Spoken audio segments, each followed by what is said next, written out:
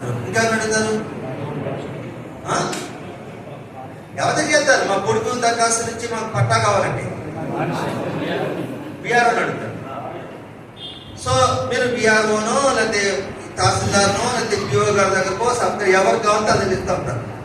కానీ అటవీ హక్కుల గుర్తింపు చట్టం కింద వచ్చిన 2006 చట్టం కింద అసలు పోడు భూమి ఇవ్వాలా వద్దా అనేది ముందుగా నిర్ణయించేటువంటి అధికారం గ్రామ సభ. ఎవరు నిర్ణయించాల్సిన పోడు భూమికి పట్టా ఇవ్వాలా అక్కర్లేదని తీర్మానం చేయాల్సిందే గ్రామ సభ. తహసీల్దార్ కాదు, తహసీల్దార్కి ఏం అధికారం లేదు. పట్టా ఇవ్వని చెప్పడానికి లేదు, పట్టా వద్దని చెప్పడానికి లేదు. బీఆర్ఓకి అధికారం లేదు, దీన్ని పట్టా ఇవ్వండి వద్దని చెప్పడానికి. ఎవరికి ఉంది? పోడు భూమి నాకు పోడే భూమి అనేది అభ్యర్థులు గుర్తింపు చట్టం 10 ఎకరాల వరకు తీసుకోవచ్చు. 10 ఎకరాల వరకు పోడు చేస్తే, అంతేకాదు 3 ఎకరాలు పోడు చేసి 10 ఎకరాలు తీసుకుంటా ఉండదు, గరిష్టంగా 10 ఎకరాలు. ఇది 13/12/2005 నాటికి, డిసెంబర్ 13, 2005 నాటికి పోడు కొట్టేసి ఉంటే దాని మీద పట్టా తీసుకోవచ్చు. కానీ దరఖాస్తు నువ్వు ఎవరికి ఇవ్వాల్సి ఉంటుంది? మీ గ్రామ సభకి ఏదైతే ఉందో అటవీ హక్కుల కమిటీ అని ఉంటుంది. అది ఫంక్షనింగ్ లో ఉందో లేదో మనం ఇక్కడ అటవీ హక్కుల కమిటీ దరఖాస్తుని తీసుకోవాలి. బీఆర్ఓలు పంచాయత్ సెక్రటరీలు కాదు. అటవీ హక్కుల కమిటీ తీసుకున్న తర్వాత గ్రామ సభ అప్లికేషన్స్ ఆహ్వానం చేసేది గ్రామ సభ. మీరు ఏమైనా పోడు దరఖాస్తులు ఉంటే పెట్టుకోండి అని చెప్పాల్సింది, డిక్లేర్ చేయాల్సింది, డేట్ ఇవ్వాల్సింది. 1 నెల రోజుల్లోగా మీ దరఖాస్తులన్నీ కూడా ఇవ్వండి అని చెప్తేనే దరఖాస్తులు ఇవ్వాలి, తీసుకోవాలి. గ్రామ సభ ఎవరికి చెప్తుంది? అటవీ హక్కుల కమిటీ చెప్తుంది. ఇది సెక్రటేరియట్, సచివాలయం. అంటే అటవీ హక్కుల చట్టం కింద గ్రామ సభకి సచివాలయంగా యాక్ట్ చేసేది అటవీ హక్కుల కమిటీ. వాళ్ళు ఎవరు? మీ వాళ్ళే. సుమారు 15 మంది ఉంటారు. అటవీ హక్కుల కమిటీ చైర్మన్ ఉంటారు, మన మెంబర్స్ ఉంటారు. అందులో 1/3 మహిళలు ఉంటారు. ఆ కమిటీ దరఖాస్తులు తీసుకున్న తర్వాత ఫీల్డ్ ఎంక్వైరీ జరుగుతుంది. Tribal welfare department, revenue, forest ఎవరైతే దరఖాస్తు ఇచ్చాడో దరఖాస్తుదారు సమక్షంలో ఫీల్డ్ ఎంక్వైరీ అయిన తర్వాత రిపోర్ట్స్ అన్ని వచ్చిన తర్వాత ఆ రిపోర్ట్స్ అని ఎవరు ముందు పెట్టాలి? గ్రామ సభ ముందు పెట్టాలి. అప్పుడు గ్రామ సభ తీర్మానం చేయాలి. ఇతని పొడుగు పట్టాన్ని ఇవ్వడానికి తీర్మానించడమైనది అని ఇవ్వాలి. ఇచ్చినటువంటి తీర్మానం గ్రామ సభ సబ్ కలెక్టర్ స్థాయి కమిటీ ఉంటుంది, సబ్ డివిజనల్ కమిటీ అంటారు. ఆ కమిటీకి పంపించాలి. ఆ కమిటీ కూడా తీర్మానం చేసి ఎస్ అంటే జిల్లా స్థాయి కమిటీకి, కలెక్టర్ స్థాయి కమిటీకి వెళ్తుంది. అక్కడ కూడా ఓకే అంటే మీకు పట్టా వస్తుంది. మరి ఇప్పుడు ఎక్కడైనా మీరు చూడండి, పేసా గ్రామ సభ ఉంది, మీకు పైన ఎవరున్నారు? సబ్ కలెక్టర్, తహసీల్దార్ ఉన్నాడా? బీఆర్ఓ ఉన్నాడా? మీ తీర్మానాన్ని కాదంటే ఎవరైనా సరే 60 రోజుల్లోగా అప్పీల్ చేసుకోవాలి. పేసా గ్రామ సభ చేసినటువంటి తీర్మానాన్ని పోడు భూమి ఇవ్వడానికి అర్హత లేదు అని మీరు తీర్మానం చేశారు అనుకుంటాం. ఎగ్జాంపుల్ చెప్తాను. నేను దరఖాస్తుదారు, నాకు పోడు భూమికి అనుకూలంగా మీరు తీర్మానం చేయాలి గ్రామ సభ. నేనేం చేయొచ్చు? 60 రోజుల్లోగా, అంటే 2 నెలల్లోగా నేను మీ తీర్మానాన్ని ప్రశ్నిస్తూ నేను అప్పీల్ చేసుకోవాలి. హైకోర్టుకి వెళ్ళాలా? హైకోర్టు అంటే సబ్ కలెక్టర్ స్థాయిలో ఉన్నటువంటి సబ్ డివిజనల్ కమిటీ అంటాం. ఆ కమిటీకి అప్పీల్ చేసుకోవాలి. అక్కడ కూడా నా దరఖాస్తు తిరస్కరిస్తే, రిజెక్ట్ చేస్తే, నేను మళ్ళీ 2 నెలల్లోగా జిల్లా స్థాయి కమిటీకి అప్పీల్ చేసుకోవచ్చు. ఎవరికి? కలెక్టర్ అధ్యక్షుడు. అక్కడ పిఓ గారు మెంబర్ సెక్రటరీగా ఉంటారు, డిఎఫ్ఓ ఉంటారు, జెడ్పీటీసీ సభ్యులు ఉంటారు జిల్లా స్థాయి కమిటీలో. సభ్యుల స్థాయి కమిటీలో సబ్ కలెక్టర్ ఉంటారు, మీ ట్రైబల్ వెల్ఫేర్ డిపార్ట్మెంట్ అఫీషియల్ ఒకరు ఉంటారు, సబ్ డిఎఫ్ఓ ఉంటారు, ఎంపీటీసీలు ఉంటారు. అది కమిటీ. సో ఆ కమిటీ అంటే నేను ఎందుకు చెప్తున్నాను? మీ గ్రామంలో కూర్చొని మీరు చేసిన తీర్మానం మీద దాన్ని కాదని అధికారం తహసీల్దార్ ఉంటుందా? ఎవరికి ఉంది? సబ్ కలెక్టర్ స్థాయి కమిటీకి ఉంది. చూసారా మీరు? అప్పీల్ అంటే మీరు అటవీ హక్కుల గుర్తింపు చట్టం కింద కింది స్థాయి కోర్టు ఎవరిది? మీరు కోర్టు అనే భాష వాడాలనుకోండి. నిర్ణయం తీసుకునేది ఎవరి కోర్టు? ఈ గ్రామ సభ మీద అప్పీల్ చేసుకోవాలి. కానీ మనం ఏం చేస్తున్నాము? మనం చీకట్లో ఉంటున్నాం. ఆదివాసీల పరిస్థితి ఏంటంటే చట్టాలు ఉంటాయి, చట్టాలను అవగాహన చేసుకుని ఆకలింపు చేసుకుని దీన్ని సాధారణంగా వాడుతున్నటువంటి పరిస్థితి లేదు. లేకపోయినప్పుడు మనం ఎక్కడ ఉంటున్నాము? చీకట్లో ఉన్నాం. సో మీరు ఎవరైనా అడగండి, పొడుపు కావాలంటే ఇమీడియట్గా మీరు దరఖాస్తు ఇస్తానే ఉన్నారు. దరఖాస్తు తహసీల్దార్కి ఇస్తారు, బీఆర్ఓకి ఇస్తారు. కానీ యాక్చువల్గా వాళ్ళు ఎప్పుడు వస్తారు సీన్లోకి? సర్వే చేసినప్పుడు ఆ టైంలో వస్తారు.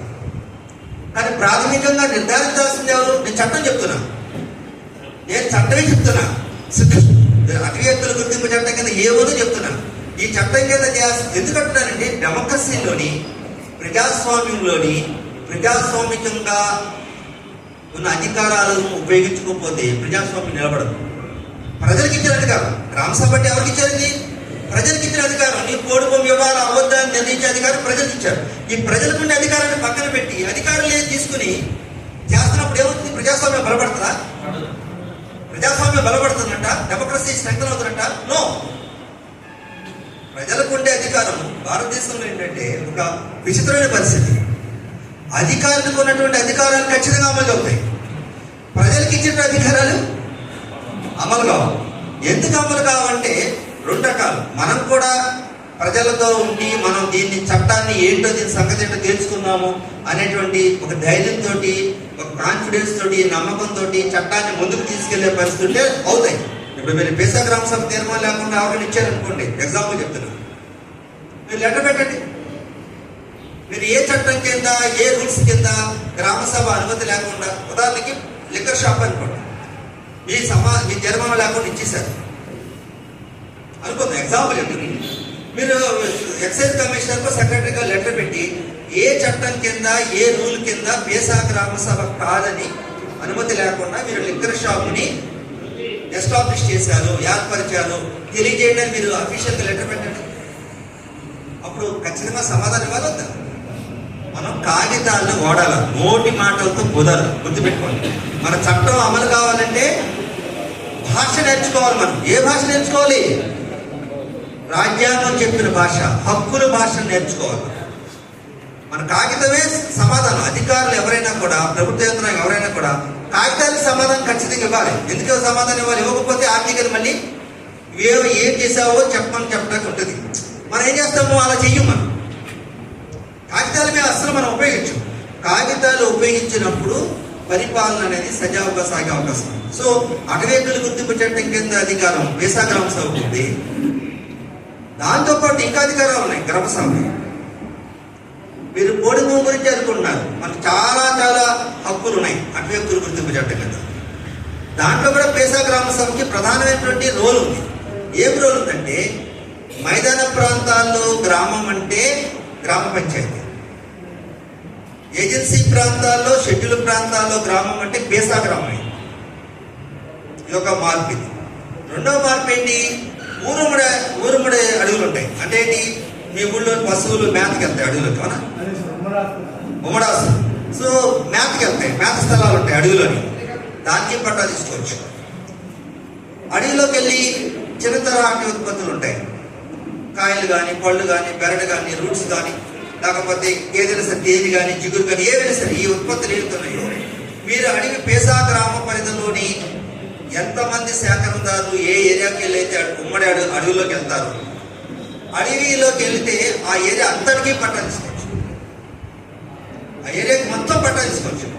అదే కాకుండా ఆదివాసులకి నేను పదే చెప్తున్నా, సంస్కృతి, ఆచారం, సాంప్రదాయాల మాట ఎందుకు చెప్తానంటే, దాన్ని వదిలికి వెళ్ళిపోతున్నారు మీరందరూ. దాని విలువలను నెమ్మదిగా కోల్పోతున్నాం. నిలబెట్టుకోవాలి, బాధ్యత ఉంది. అడవిలో కనుక మీరు నేరేడు చెట్టు ఉందనుకోండి, మర్రి చెట్టు ఉందనుకోండి, రావి చెట్టు ఉందనుకోండి, వేప చెట్టు ఉందనుకోండి, మీ ఆచార సాంప్రదాయం ప్రకారం ఆ చెట్టుని మీకు అవసరం అనుకోండి. చెట్టుని కొంతమంది గుట్టలు ఉంటాయి, కొంతమంది గుట్టలు ఉంటాయి, కొంతమంది చెట్లు ఉంటాయి. ఇట్లేమంటారంటే పవిత్ర స్థలాలు అంటారు, ఇంగ్లీష్లో సాక్రెడ్ గ్రోవ్స్ అంటారు, పవిత్ర స్థలాలు. మీ ఊరు ఇక్కడ ఉంది, అడవిలోని మీరు వెళ్ళి పట్టా చేసుకునేటువంటి, పూజ చేసేటువంటి చెట్టు, పుట్ట ఏదో ఉంటుంది కదా. ఉన్నప్పుడు ఈ ఉమ్మడి హక్కుల్లోని, అంటే అటవీ హక్కుల గుర్తింపు చట్టం కింద ఉన్నటువంటి హక్కుల్లోని మీరు దాన్ని కూడా పట్టా తీసుకోవచ్చు, మీ బాటకు తీసుకోవచ్చు, అడవిలో చెట్టుకి తీసుకోవచ్చు. మేము పూజ చేసుకుంటాము, ఇది మా చెట్టు అని. సరే, అదే కాకుండా అడవిలో చెరువులు ఉంటాయి, చెక్ డ్యాములు ఉంటాయి. ఒకవేళ చేపలు ఉన్నాయనుకోండి, ఎవరైనా గిరిజనులు కానీ, ఆ గ్రామానికి సంబంధించిన వాళ్ళు కానీ అడవిలో చేపలు, ఆ చెక్ డ్యాములో చేపలు పట్టుకుని బతుకుతున్నారు అనుకోండి, ఆ చెక్ డ్యాము కూడా పట్టా తీసుకోవచ్చు, చెరువుకి పట్టా తీసుకోవచ్చు. ఇవన్నీ ఏంటి? అటవీ హక్కుల గుర్తింపు చట్టం కింద ఉన్నటువంటి హక్కులు. కానీ మరి అంత విస్తారంగా మీరు చూస్తున్నారు హక్కుల్ని. చోట్ల ఏం చూస్తున్నారు? అరెకరం, పావెకరం పోడు పట్టాల కంటే విస్తృతమైన అధికారం కదా అది అడవి మీద. అసలు అడవి అంటే ఏంటి? అడవి అంటే ఏంటి? అసలు అడవి అంటే ఏంటి అనుకున్నారు? అడవి అంటే సుప్రీంకోర్టు ప్రశ్న వచ్చింది. అడవి అంటే ఏంటది? అడవికి నిర్వచనం లేదు. ఇప్పుడు ఈ అటవీ హక్కుల గుర్తింపు చట్టం కిందే పెట్టారు. ఏమని అడవి అంటే? రిజర్వ్ ఫారెస్ట్, రక్షిత అడవులు, ప్రొటెక్టెడ్ ఫారెస్ట్, అసలు ఏ వర్గీకరణ లేనటువంటి అడవులు అని క్లాసిఫైడ్ అంటారు. ఏ వర్గీకరణ ఉండదు. ఆర్ఎఫ్, పిఎఫ్ ఏముండదు. ఆ అడవులైనా లేకపోతే శాంక్చురీస్ అంటే అభయారణ్యాలు అంటాం. వైల్డ్ లైఫ్ శాంక్చురీస్, అభయారణ్యాలు. పులులు కావచ్చు, లేకపోతే మిగతా జంతువులు కావచ్చు, అభయారణ్యాలు ఉంటాయి, వైల్డ్ లైఫ్ శాంక్చురీస్. అదే జాతీయ పార్కులు అంటారు. అడవిలోనే జాతీయ పార్కులోనే కొన్ని ఏరియాస్ డిక్లేర్ చేస్తారు. ఉదాహరణకి పాపికొండ శాంక్చురీ ఉంది, అది జాతీయ పార్క్. అది పొలం ముగ్గురేటువంటి ప్రాంతాలు అది కూడా ఉంది. అది మన తూర్పుగోదావరి జిల్లా నుంచి పాత ఖమ్మం జిల్లా వరకు విస్తరించింది. అభయారణ్యాల్లో అడవి. ఇంకొక మాట కూడా ఉన్నారు, డీమ్డ్ ఫారెస్ట్ ఉన్నారు. డీమ్డ్ ఫారెస్ట్ అంటే అడవిగా నిర్ధారణ కాకుండా ఉండేటువంటి భూములు. ఎలాగంటే రిజర్వ్ ఫారెస్ట్ గా డిక్లేర్ చేయకుండా ఉన్నటువంటి భూములు ఉంటాయి. నోటిఫికేషన్ ఇస్తారు, కలెక్టర్ చెప్తారు ఈ వేస్ట్ ల్యాండ్ అంతా కూడా రిజర్వ్ ఫారెస్ట్ గా డిక్లేర్ చేసుకోమని. కలెక్టర్ కనుక నోటిఫికేషన్ లోని ఫారెస్ట్ డిపార్ట్మెంట్కి ఇస్తే దాన్ని ఫారెస్ట్ సెటిల్మెంట్ ఆఫీసర్ వచ్చి, మీకు కూడా ఉన్నాయి బార్డర్ ఏజెన్సీలో ఇటువంటి కేసులు చాలా ఉన్నాయి. ఫారెస్ట్ సెటిల్మెంట్ ఆఫీసర్ కేసులు చాలా ఉన్నాయి, మీ ఏజెన్సీలోనే ఎక్కువ ఉన్నాయి. So forest settlement officer waste land ని రిజర్వ్ ఫారెస్ట్ గా డిక్లేర్ చేస్తాడు. కానీ ఆ భూములు ఎవరుంటారు? ఆదివాసులు కూడా ఉండొచ్చు. ఆ భూములు కూడా అటవీ హక్కుల గుర్తింపు చట్టం కింద పట్టాల్సి. ఇవి అడవి. అయితే ఇంకా అడవికి నిర్వచనం ఇందులో ఉంది. అయితే సుప్రీంకోర్టు ఏం చెప్పిందంటే అడవికి నిర్వచనం ఏంటంటే, ఇది ఈ చట్టం 2006లో వచ్చింది. 2006కు ముందే 97లోనే 96, 97 సుప్రీంకోర్టు ముందు ప్రశ్న వచ్చింది. అడవి అంటున్నారు, అడవికి నిర్వచనం ఏంటని చెప్పి ప్రభుత్వాన్ని అడిగింది. ఏ చట్టంలో కూడా అడవికి నిర్వచనం లేదు, డెఫినేషన్ లేదు. అప్పుడు సుప్రీంకోర్టు ఏం చెప్పిందంటే, నిఘంటువులోని డిక్షనరీ అంటాం కదా, నిఘంటువు, అడవికి ఫారెస్ట్ కి ఏదైతే అర్థం ఉందో అంత అడవి చెప్తుంది. ఈ అడవి అనేది అటవీ హక్కుల గుర్తింపు చట్టం కింద అటవీ శాఖ యాజమాన్యంలో ఉండక్కర్లా. రెవెన్యూ ల్యాండ్ లో కూడా అడవి ఉంటే మీరు పట్టా తీసుకోవచ్చు. రెవెన్యూ ల్యాండ్ లోపల కూడా, రెవెన్యూ ఏరియాలో కూడా అడవి ఉంటే పట్టా తీసుకోవచ్చు. అది మీ బార్డర్ ఏజెన్సీ ఒక ఉదాహరణ. ఎందుకు ఉదాహరణ అంటే, ఈ ఎస్ వెంకటేశ్వర పిఓ గారు ఉన్నారు, ఉండేవారు కదా, సముద్ర వెంకటేశ్వర ఆయన చీమాడుగుల, పాడేరు, చాలా ఇంకా జీకే వేదిక తెలియదు కానీ మొత్తం 3-4 మండలాలు, సుమారు 18,000 ఎకరాలు. ఇది ఎలా ఉందంటే ఫారెస్ట్ బౌండరీ కాకుండా అన్రిజర్వ్డ్ ఫారెస్ట్ లో ఉంది. అంటే రెవెన్యూ పరిధిలో ఉంది కానీ అడవిలో ఉంది. ఆదివాసీలు అడవి మీద ఆధారపడి జీవిస్తున్నారు. ఈ అప్లికేషన్స్ పోడు పట్టాలకు ఇచ్చే క్రమంలోని ఫారెస్ట్ వాళ్ళు ఏమన్నారంటే, ఇది మా ఫారెస్ట్ లోపల లేదు కాబట్టి మాకు సంబంధం లేదన్నారు. రెవెన్యూ వాళ్ళు ఏమన్నారంటే, ఇది రెవెన్యూలో ఉంది కాబట్టి అటవీ హక్కుల గుర్తింపు చట్టం అడవికే వర్తిస్తుంది కానీ మాకు వర్తిస్తుంది చెప్పుకోవాలన్నారు. ఇక్కడైతే ఎప్పుడు చేశారు, సబ్ కలెక్టర్ స్థాయిలో అయిపోయింది, అంతా వెళ్ళిపోయింది. ఎక్కడికి? విశాఖపట్నం జిల్లా కలెక్టరేట్కి వెళ్ళిపోయింది. అక్కడ డిఆర్ఓ కూడా ఇదే స్టోరీ. ఎలా ఇస్తాము పట్టాలు, ఎలా ఇస్తాము, ఇది ఫారెస్ట్ లో లేదు, రెవెన్యూ ఏరియాలో ఉంది. రెవెన్యూలో ఉంటే ఫారెస్ట్ చట్టం వర్తించదు, అటవీ హక్కుల గుర్తింపు చట్టం వర్తించండి. సో ఆ సమయంలోని నన్ను మీ ఇంటిఓ గారు ఫోన్ చేశాను, అసలు వర్తిస్తుందా లేదని. నేను వర్తిస్తుందని చెప్పాను.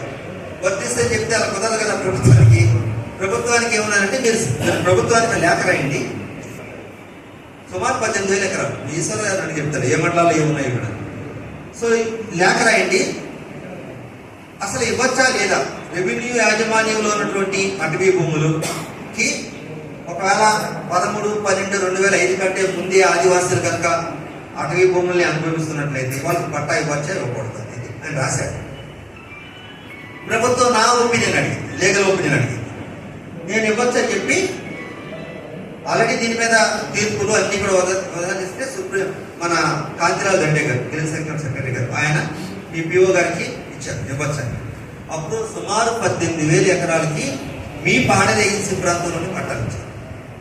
నేను ఎందుకు చెప్తున్నానంటే అడవి ఏ యాజమాన్యంలో ఉన్నా సరే ఇవ్వచ్చు. రైల్వే కాదు, ఏ రెవెన్యూ కాదు, ఎండోమెంట్ కాదు, మనం ఏం చూపించాల్సి ఉంటుంది అర్హత అనేది. అది అడివా కాదా, అడవి మీద ఆదివాసులు అనుభవిస్తున్నారా లేదా, 13/12/2005 నాటికి వాళ్ళు దాన్ని భూమిలో ఉన్నారా లేదా చూపించారు. ఇదన్నీ కూడా ఏంటిది, ఇది పొడి భూముల్లో భాగం. నేను చెప్తే ఊరుమ్మడికి సంబంధించిన భూముల్లో మీరు కనుక ఊరుమ్మడి భూముల మీద కనుక దృష్టి పెట్టినట్లయితే ఆదివాసులు ఆర్థికంగా అభివృద్ధి చెందడం కూడా ఉంటుంది. ఎదువల్ల చిన్న తరహా ఉత్పత్తులు ఉన్నాయి. అవన్నీ కూడా పేసా గ్రామ సభ పరిధిలో ఉంటాయి. మీరు పేసా గ్రామ సభ అటవీ హక్కుల చట్టం కింద రూల్స్ కింద ట్రాన్సిట్ పర్మిట్ ఇచ్చే అధికారం. ట్రాన్సిట్ పర్మిట్ అంటే తెలుసా మీకు? ఏంటి? రవాణా పర్మిట్. మీ అడవిలోంచి ఉత్పత్తులు మైదాన ప్రాంతాలకు వెళ్ళాలనుకున్నా, ఎక్కడికి అమలుకి వెళ్ళాలనుకున్నా పేసా గ్రామ సభ ఒక తీర్మానము, రవాణా పర్మిట్ ఇచ్చే అధికారము అటవీ హక్కుల గుర్తింపు చట్టం కింద వచ్చినటువంటి రూల్స్ 2012 రూల్స్ లో ఉంది. గ్రామసభ అంటే ఈ రోజున ఏమనుకుంటున్నారు?